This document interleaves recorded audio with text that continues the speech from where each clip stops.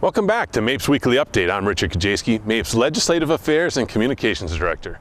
We're down to the final 3 weeks remaining in the 2013 legislative session.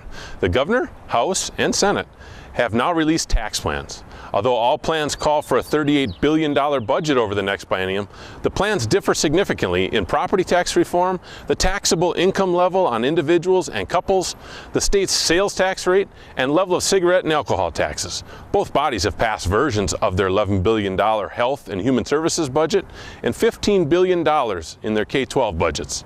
While the legislature works with the governor on how to fund the state's budget, both the House and Senate continue to move forward on budget bills.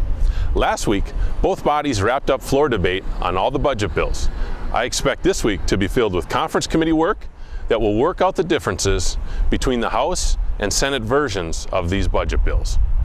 Once the differences are worked out, both bodies will again vote on a final bill that will be sent to the governor for his final signature. In the coming weeks, as these large omnibus bills are passed by the legislature, we will be including more frequent, timely updates to particular pieces of legislation that impact MAPE members. We will be sending out more information in our weekly newsletter about how you can access that information as the end of the session gets closer and bills are being sent to the governor for a final signature.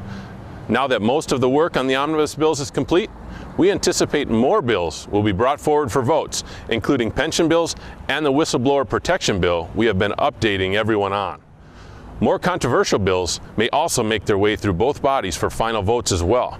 It is possible that same-sex marriage may get a floor vote in the House as early as next week. For a list of omnibus bills and additional bills you may be interested in, go to my legislative update on www.teammape.org. Also, if you haven't had a chance to send a letter to the governor encouraging him to stay strong in his proposal to raise taxes on the wealthiest Minnesotans, there's still time. It's important for the governor to hear from everyone who supports his goal of tax fairness. We've made it easy to contact the governor. Go to the Team MAPE website and click on the slider we've prepared for you. Once you get the letter we've provided, click on the send button and your letter of support to the governor will be on its way.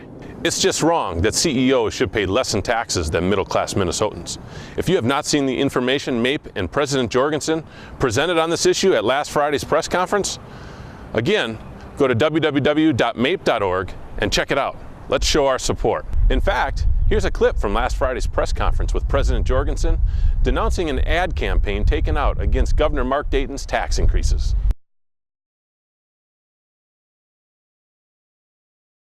What we've seen from this ad campaign is that corporate members of the Minnesota Business Partnership and the Minnesota Chamber of Commerce are willing to spend $600,000 to avoid paying their fair share of taxes.